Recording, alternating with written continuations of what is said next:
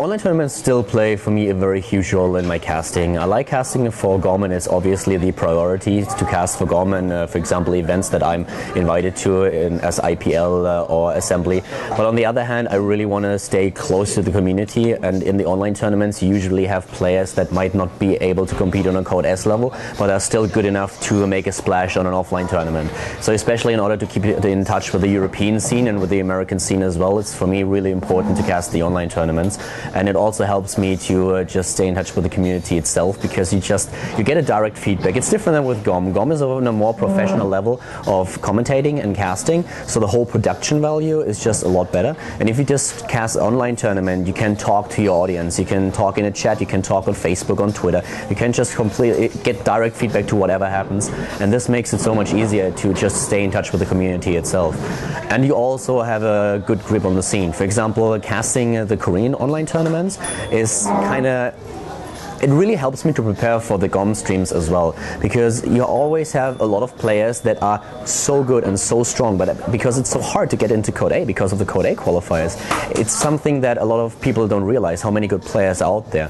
TSL Hyun, for example, is a very good example. He is a former Blue Ball player, and he played so well just a few weeks ago already, but he kind of lacked the game knowledge and the transition into the late game. But you could also see that the mechanics were really good, and I had the luck of casting him in online tournaments as well. So I saw how he slowly but steadily just made the entire transition from Blue Duo to Starcraft 2, how he got a lot better, how he got his mind around the game itself, and he suddenly just exploded in skill. It was ridiculous to watch his games. It just snapped. The guy just suddenly got it, and he got so much better. So this is something that I take from the online tournaments as well, and that I can refer to when I then see him again in the GSL, when he's able to win a Code A qualifier, which I'm pretty sure that he's going to do in the future. And then we'll see him at the GSL or Code A, and I'm pretty sure they might even advance to Code S. And when I'm casting him in the GSL, then I have all this knowledge about how he developed, how his style evolved, and that's something that also helps me quite a lot when I cast the online tournaments.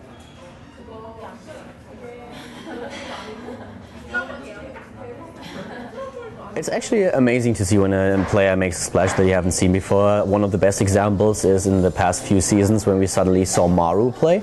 So the Prime player, who's called like the Marine Prince right now, because he's just so amazing and a little bit of the disciple of Marine King.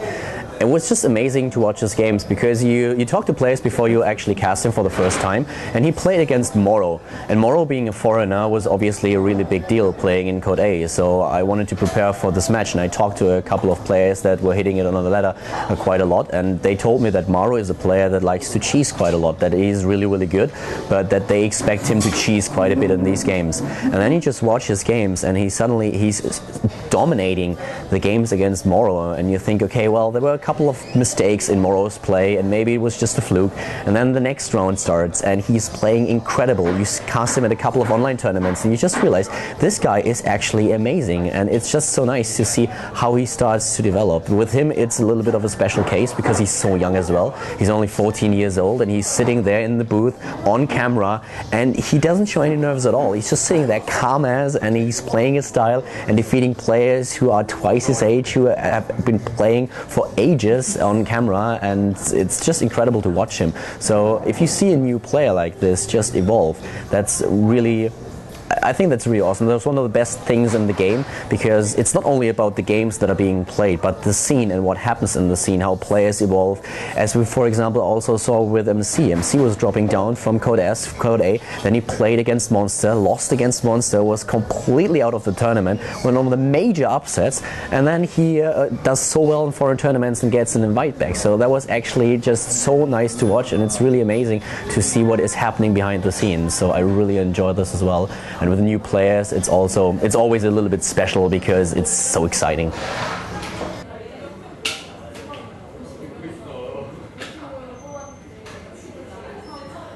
My hopes for the future of StarCraft 2 is actually that the game is getting a lot bigger. For me, it's like the whole development in esports is like kind of amazing, because I started out with Warcraft 3, and back in Warcraft 3 we only had like audio streams.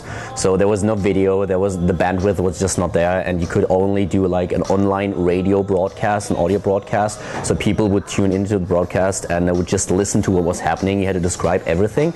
And right now we have so many streams. We have player streamings with video. There is a big tournament going on every couple of weeks, and it is just amazing to see how the development, how it all changed when StarCraft 2 was released, because suddenly the infrastructure was there.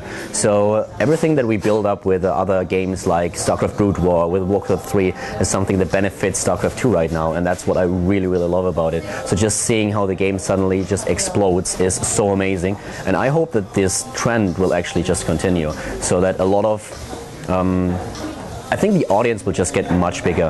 Back in the days when I did an interview, I had to explain, first of all, what exactly is gaming. Today, when I give an interview with someone, he asks me about the players. He asks me about the game he played. Most of the guys played the game like a couple of weeks ago, or at least a similar game, and know what they are talking about. So the whole thing just changed completely, and it's just amazing to see how many people are actually drawn into this scene. And I hope that this just is going to continue, and that esports is growing and getting bigger and bigger.